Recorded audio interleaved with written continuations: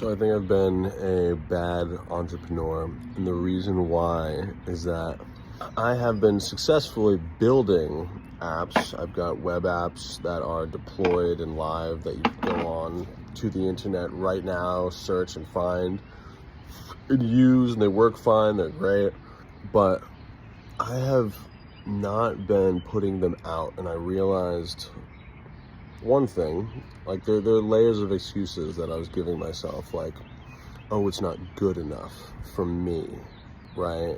I mean, I've got incredibly high standards for myself and my work, and I'm a bit hard on myself, so it's difficult to push through those feelings to try and put something out that's what I believe is subpar.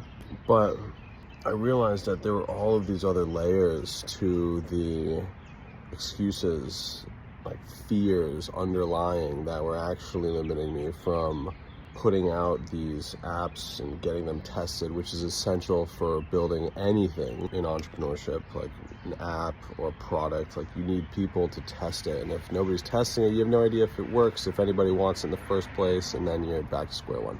So it was also my first time building consumer facing applications. Like my previous startup, I was able to put out a product very quickly because one of the people who demanded it was already in our company.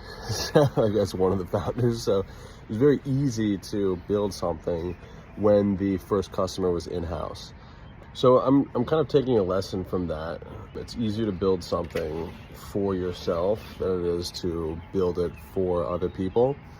And I'm gonna make it easier on myself. And even if it's not an app that's going to be hugely successful and get millions of users, I'd imagine that there's at least 1,000 people like me who would be willing to pay $5-10 a month for something that I built that helps me, so that they can also be better with my app.